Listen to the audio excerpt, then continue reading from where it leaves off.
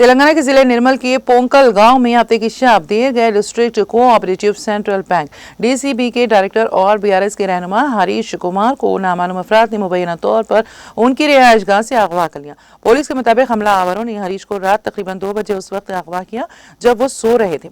उन्हीं आंखों पर पट्टी बांधकर और हाथ पैर बांधकर कार के जरिए हैदराबाद मुंतकिल करने की कोशिश की गई। ताहम हरीश ने होशियारी का मुजाहरा करते हुए मेदक जिले के तोपरान टूल प्लाजा के करीब फरार होकर मुकामी पुलिस से रुजू किया। इस इत्तला पर मामला पुलिस को भी आगाह कर दिया गया है। पुलिस ने मुकदमा दर्ज करके जांच शुरू कर दी है। इब्तिदाई पूछगछ के बाद मजीद तफसीलात मंजरियाम पर आने की तवक्को है। पुलिस मुमकिना माली तनाज़ात समेत दीगर जावियों से भी तहकीकात कर रही है, जबकि उनके हरीफों पर भी नजर रखी जा रही है। ज़राए के मुताबिक अगवाकारों ने हरीश से 3 करोड़ रुपए तावान का मुतालबा किया था, जिसके बाद हरीश ने अपने करीबी दोस्तों से रब्ता करके रकम का बंदोबस्त करने की अपील की थी।